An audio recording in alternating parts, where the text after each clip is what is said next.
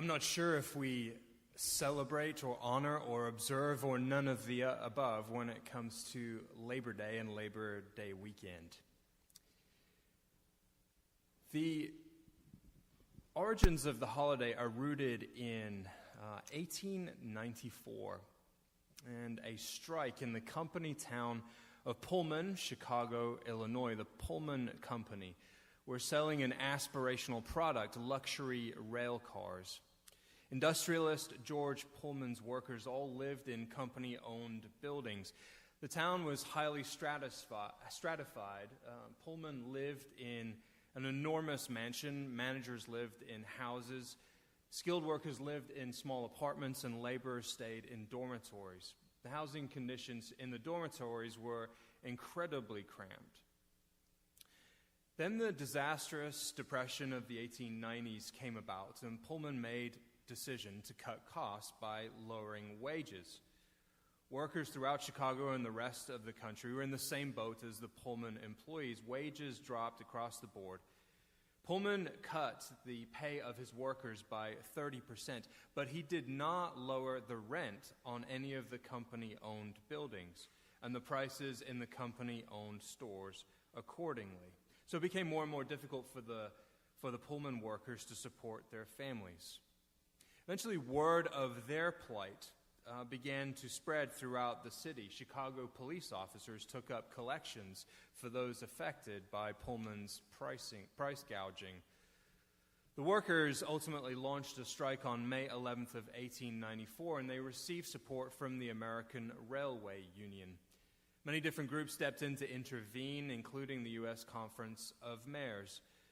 Protestant clergy in Chicago were divided, and they were divided typically with older members of the clergy and the churches that they serve favoring the rights of capital and management, and younger clergy favoring the strikers. Many clergy and churches, Congregationalists, Methodists, and Catholics, worked tirelessly in support of those workers. They put a lot of pressure on Pullman, but he was unmoved. He even refused to meet with his workers. Eventually, soldiers were sent in to break the strikes, and fellow railroad workers went on strike with the Pullman employees. 30 people died. In the aftermath of those terrible events, Grover Cleveland instituted Labor Day to celebrate the worker. Many of those workers were his constituents at the time, and so he honored those people who helped elect him. We remember on this weekend the bread that is blessed that comes from the field and the many hands that helped make it. We remember the juice that comes from grapes and the vines that are tended. And we remember that time and again people have sought rights like working conditions that don't get them killed, and fair wages and protections and decency. We remember not a noble history in the church where we have always got it right, but that some have understood how best to follow and make a lasting impact. George Pullman's Chicago mansion is now gone, and Labor Day remains. Many of the protections that the strikers sought have endured, and it is their desire for a just and fair living that helps fuel our own roadmap for how to treat workers well.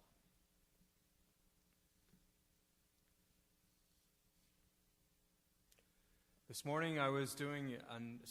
week, early in the morning, I was doing another kind of work entirely.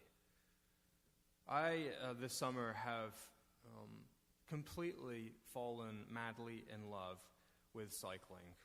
I know, that's a ridiculous thing to fall in love with, but it has become my escape, my thing, my passion, my hobby. I am in the process of proposing to Stacy that we spend a ridiculous sum of money on a new bicycle, which she so far has not agreed to. So I'm using my pulpit to try, and she's not in the pews today, so I'm wasting my breath. Anyway, I was riding my bike, and I feel like I've made significant improvements in my cycling this summer. I was preparing to climb up a hill, one of my favorite hills, and I was going, for me, full gas. And as I was doing so, I thought, I'm getting better and better at this. And as I was having this thought, a gentleman pulled up alongside me, a gentleman with a very expensive bike and calves that are actually the size of small cows. And without a drop of sweat on his brow or any sense of disturbance in his breathing, he said, "Good morning, how are you?" and then blew right past me. I am not quite as good at this as I had thought. Peter must have had a similar feeling, although in a much more serious situation. As Karen Ermler read a little bit earlier, Peter and Jesus are engaged in conversation, and Jesus tells the disciples that he must go to Jerusalem and he will die and he will be raised on the third day. And Peter objects. He says, "God forbid it, Lord. This must never happen to you." And we hear the famous line from Jesus to Peter, "Get behind me, Satan. You are a stumbling block to me. You are setting your mind not on divine things, but on human things." The stumbling block, the literal translation there, transliteration, is a scandalon, one who is scandalizing. Peter is the one who has scandalized Jesus. In the reading that we had for last Sunday, which are the verses that immediately precede these, Jesus calls Peter the rock upon which I shall build my church. The rock, in a few verses, has become the block. Frankly, Jesus might sound like a real jerk here. You've just praised the guy. You've just told him how brilliant he is. You've just told him how he gets it. You've just told him how he is the best of the best, and now you've called him Satan, which sounds like the worst kind of parental shaming, right? Go stand over there in the corner behind me and don't come out until I tell you. Who wants to follow somebody like that? Peter's complaints are completely legitimate. There was no understanding in Judaism of a Messiah that had to suffer. That's not in the prophetic works. It's not in any other piece of Jewish literature of the day. In fact, the opposite is true. The Messiah was supposed to come and end suffering for Jewish people by inflicting it on the enemies of Israel and by ending any wickedness that existed within the nation. It's not Peter's fault that he is surprised when up is down and down is up, that his way of understanding faith and tradition has now been torn apart. We should not ever forget that the disciples, some of them and maybe all of them, were possibly initially interested in following this Messiah because they thought that they understood what they were going to get. A ruler or a king that would come to vanquish Israel's enemies and restore the throne. They heard winter is coming, and they were pretty darn excited about it.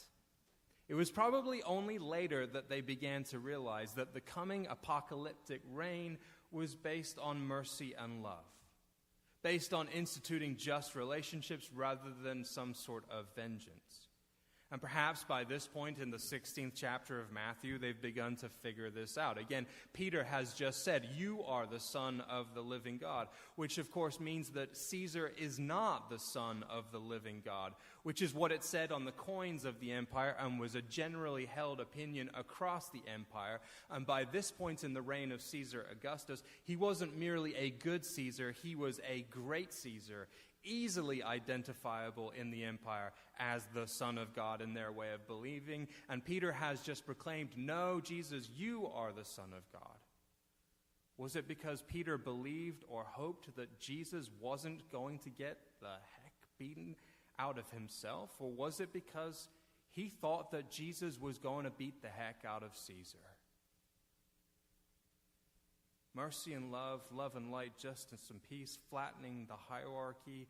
That may have been part of Peter's worldview, but he's not there yet. In this announcement, Jesus talks about being raised on the third day, and nobody wants to focus on that detail. It's clear there has been absolutely no preparation for them regarding this point. They can't see any silver lining, even as Jesus tries to give it to them, because they are so gobsmacked by what he is trying to tell them. Jewish writings had plenty to say about a resurrection from the dead, but never with respect to a single person or martyr. That was preposterous. Later in chapter 28, we will hear the Easter announcement of resurrection. He is risen, as he said. Yes, the Easter announcement is, he is risen, as he said. It is as he said, because it isn't in any of the writings, and it wasn't something that anybody else was ever going to say. I will be raised on the third day. So you have all of Peter's good thoughts and his confessions and his proclamation, and he is being asked to now go along with contradicting everything that was ever said about who and what the Messiah would be. And he blurts out that he doesn't want Jesus, his teacher and his mentor, his idol and his friend, to suffer. And I think we have a gross misunderstanding now. A gross misunderstanding. Get thee behind me, Satan. Oh, that's a lovely one if you like bossy Jesus. If you like authoritarian Jesus, tough guy Jesus. Some folks, especially guys, really like tough guy Jesus, mensch Jesus. Jesus who would tell you to give him 50 more. Jesus with a bandana or a beret, or Jesus who's ripped, or Jesus with a real beard, not like this halfway measure I've got. This is possibly a misunderstanding. Jesus says, get behind me, Satan. But he actually says, go behind me.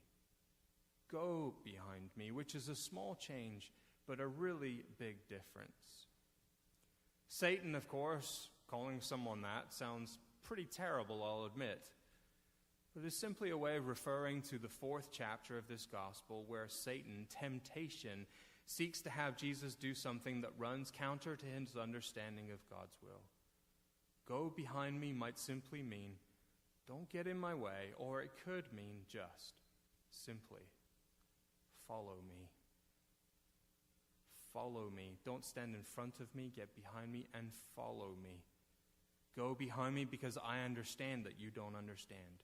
Follow me to Jerusalem in your unbelief and your doubts and your misunderstanding of what's about to happen here, because I understand you are scandalized even as you make the proclamation that I am the Son of the living God. You are scandalized because it's not in the religious writings, and you are scandalized because you don't want to believe that if we preach a message of love and justice, that human beings will want to squash that.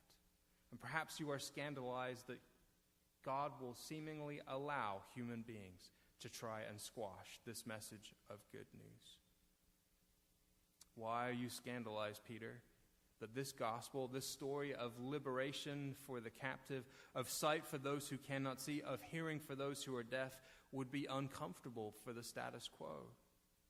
Why are you scandalized that as I come sharing fish with others, Herod, who tries to control and own and distribute the fish from the Sea of Galilee, would want to shut me up? Why are you scandalized that as I come sharing bread and breaking it with friends and strangers alike, that those who control the means of the production of the bread and build the biggest barns to keep the grain all for themselves while the laborers of the field go hungry? Why would you be scandalized that the barn owners might not appreciate this call to share bread with one and all? Why are you so scandalized that people can be this way? Peter, like all of us, wants to believe that he will be on the right side of mercy, that he will be on the right side of the equation of justice, as we all do. We think on the Pullman strike of 1894 and believe that if we'd been there, we would have been there supporting the workers. We would have been there giving them sandwiches. We would have been there on their side. We would also have been there with Jesus and not been a stumbling block. We would have been there waving palms on Palm Sunday, and we wouldn't have called for Barabbas to be released, but rather stuck with Jesus. And we would have wanted to support ordinary citizens of India and Africa during colonialism and apartheid. And we would have cheered on Tank Man in Tiananmen Square if we were Chinese. And we would always be our better selves. Is Peter scandalized by what Jesus is saying about himself, or is he scandalized by the idea that human beings could be simultaneously brilliantly intuitive? You are the Son of the living God. And then also refuse to listen to the one whom he just proclaimed was the Son of the living God. This is a central problem of our lives kind of passage. We human beings are heroic one moment and clueless the next, willing to listen to one moment and unable to hear the next, aware of God's abundance one moment and wrapped up in the toxic myth of scarcity the next, desiring to be unique, be my own man, be the one to whom others might look to or to emulate, and wanting nothing more than to be bound up in another person, to lose myself completely in the other. Thomas Merton said in his New Seeds of Contemplation, if we could let go of our own obsession with what we think is the meaning of it all, we might be able to hear the call and follow Christ in his mysterious cosmic dance. Which I take to mean that every now and then we might have dialogues or debates or arguments about the meaning of life and the existence of God, and immediately think of the nature of the universe and talk on a scale of enormity rather than ponder the existence of God as we did here yesterday afternoon in light of people's lives. Specific people, real people that we can touch and hug and hold and talk to, people like Marilyn Batchelder, who we tried to give a send-off that honored her and her family yesterday. I may not ever forget Jim's eulogy yesterday afternoon, where he talked about his mother, and he talked about making the budget stretch to the degree that rather than having meatloaf or having canned tuna, Marilyn made mackerel loaf for the family when he was a kid. He vividly recalled the smell of canned mackerel, which I checked last night is still less than $1 a can at Walmart. The accompanying marketing language on the website for canned mackerel says, mackerel is a great source of protein, much like sardines, but the bones are bigger.